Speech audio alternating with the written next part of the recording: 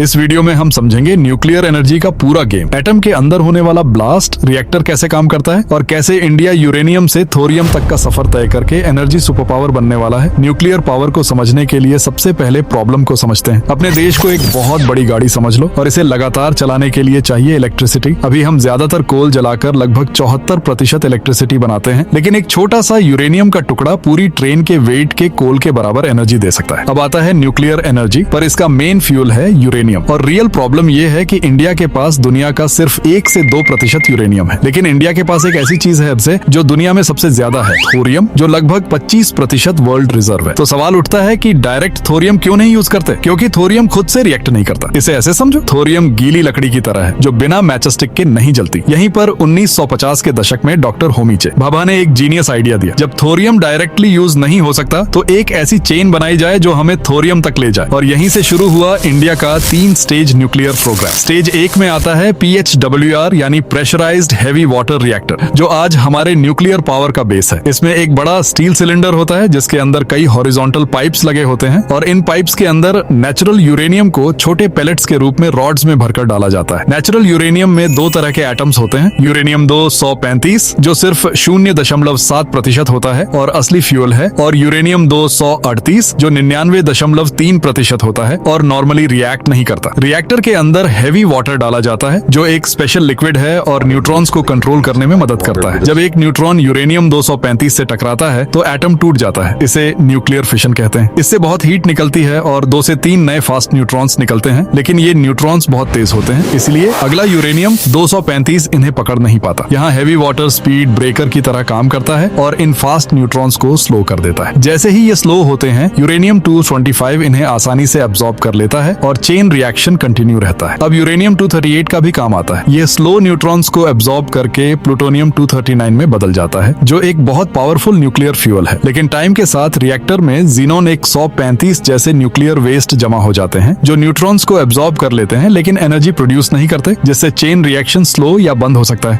आगे देखने से पहले लाइक और सब्सक्राइब मर दो। अब आते हैं स्टेज 2 पर, जिसे फास्ट ब्रीडर रिएक्टर कहते हैं। अल्पक्काम में इंडिया का prototype fast breeder reactor successfully critical हो चुका है, यानी रिएक्टर अब प्रॉपर्ली काम कर रहा है। इस स्टेज में हैवी वाटर हटा दिया जाता है और न्यूट्रॉन्स को स्लो नहीं किया जाता, बल्कि फास्ट ही रखा जाता है। यहाँ फ्यूल के रूप में प्लूटोनियम 239 यूज होता है, जो फास्ट न्यूट्रॉन्स के साथ भी रिएक्शन कर सकता है। रिएक्टर के कोर के बाहर थोरियम रॉड्स का ब्लैंकेट लगाया जाता है। अंदर प्लूटोनियम जलता है और फास्ट न्यूट्रॉन्स निकलते हैं जो बाहर वाले थोरियम को हिट करते हैं और उसे यूरेनियम 233 में बदल देते हैं। इसका मतलब है कि स्टेज 2 में इलेक्ट्रिसिटी भी बनती है और साथ ही नया फ्यूल भी तैयार होता है। यहाँ कूलेंट के लिए पानी की जगह लिक्विड सोडियम यूज किया जाता है, जो हाई टेम्परेचर हीट को टरबाइन तक पहुंचाता है। अब आता है stage 3, advanced heavy water reactor, जो इंडिया का फाइनल गोल है। इसमें यूरेनियम 233 और थोरियम दोनों का यूज होता है। यूरेनियम 233 फिशन करता है और थोरियम को नए यूरेनियम 233 में कन्वर्ट करता रहता है। मतलब ये सिस्टम खुद ही अपना फ्यूल बनाता रहता है और एक सेल्फ सस्टेनिंग साइकिल बन जाती है। जब ये स्टेज पूरी तरह से एक्टिव हो जाएगी तब इंडिया पूरी तरह से एनर्जी इंडिपेंडेंट बन सकता है और थोरियम के जरिए लॉन्ग टर्म क्लीन एनर्जी हासिल कर सकता है। चलिए मिलते हैं अगली वीडियो में।